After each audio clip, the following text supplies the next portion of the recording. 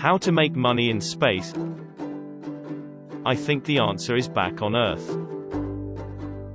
Here's a line from Bloomberg which is sure to make us sit and take notice. Branson's and Bezos's willingness to go up in their own spacecraft amounts to little more than an endorsement that their vessels are finally safe enough for them to try, and, more pointedly, that space is open for business. But it's not just the space moguls, there are many others who are vying for a chunk of the space pie. Here's some more. First was the stock market debut of a company called Astra Space, which, backed by venture capitalists, built a viable orbital rocket in just a few years. Its goal is to fly satellites into orbit every single day.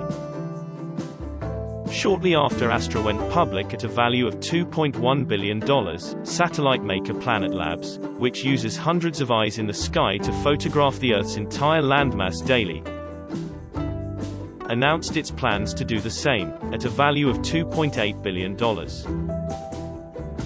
Firefly Aerospace has a rocket on a California pad awaiting clearance to launch. OneWeb and Musk's SpaceX are both regularly launching satellites meant to blanket the planet in high-speed internet access.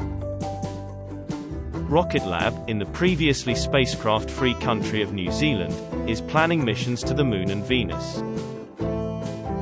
Partly as a result, the number of satellites orbiting the Earth is projected to rise from about 3,400 to anywhere between 50,000 and 100,000 in the next decade or so.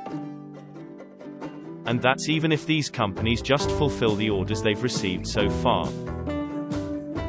Besides looking for signs of nuclear proliferation, customers are using Planet's network of satellites to track crop health, factory emissions, and rainforest loss.